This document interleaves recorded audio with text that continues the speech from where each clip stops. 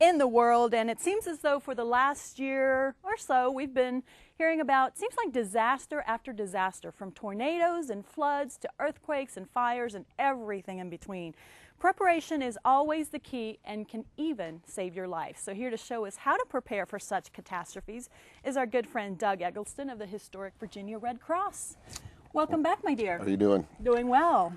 You know, I'm glad that we have you. Normally we have you here when something is happening, and this time we decided let's prepare and be prepared for when something does happen. And I love to hear that. That's what we're all about. Okay. Part of the mission of the American Red Cross in their disaster services is to help people prepare for disasters to begin with. So preparedness is key to everyone being able to survive and make it through any kind of disaster situation, regardless of what it is. And we were talking about the actual definition of preparedness. Is that it there, or is there a... Well, I think preparedness is kind of a misunderstood word. Most people, when they think of preparedness, only think of throwing some things in a box or a bag that will sustain them. Right.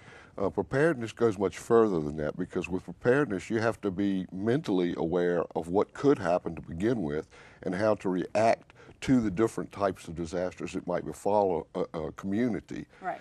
And then it also goes beyond that, in that preparedness is not just for individuals. Your communities have to be prepared. Our cities and our counties have to have emergency operation plans. The American Red Cross has an emergency operation plan that tells us what to do step by step when something occurs. Well, and I thought an interesting point that you had was the fact that you and I and individually could be as prepared as we can, but if the community and the city government and such is not prepared, so how do we ensure that they're prepared to help us when we need it? Well, of course, that's part of their mission as well, is in protecting the safety and human life and property, Right. is to have in advance an emergency operation plan in place. Okay. And we work very closely with all of the communities within our jurisdiction, in that our plan and their plan must mesh together, Okay. so that we understand before we go into an emergency what each other is capable of doing and what is expected of us. And of course, I think that's also, we hear a lot about drills and things taking place at schools and in the community, so that's part of it as well. Everybody has to be trained to react. Absolutely. Yesterday, as an example, I was involved with the Appalachian Power Company's emergency exercise and functional exercise held here in Lynchburg. It was an all-day affair, and we had players from all over the area, from different categories of emergency response, as well as a number of the AEP people there, so that we could make sure what they had in their plan meshed with our plan. And we found some flaws which enabled us to be able to clear these things up before something happened. Wow. Okay. Well, very quickly, let's talk about individual preparedness. Right. You have one of these little, plastic container bins types of things full, and what we're seeing here is just a few of the things, because that thing is full.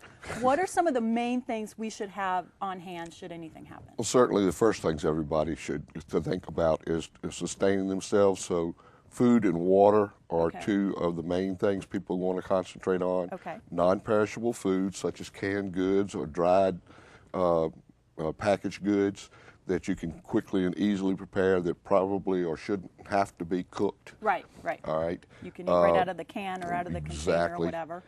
And of course you need, if you're going to have cans, you're going to need a can opener so you can get into it. Of course. Your water supply, you need to have at least 1 gallon per person in the household for each day that you're planning for. Okay. So you need to have a space where you can store quite a bit of water. Okay. Well, that's a good point. And again, things like toiletries, the first aid kit, the electronics, flashlight, radios, duct tape, I mean, all kinds of things here that are just the basic. And we'll give a graphic, because people can contact you if they want to learn these kinds of things. So Historic Virginia Red Cross is the chapter you're with, 845-1234, and then historicvirginiaredcross.org.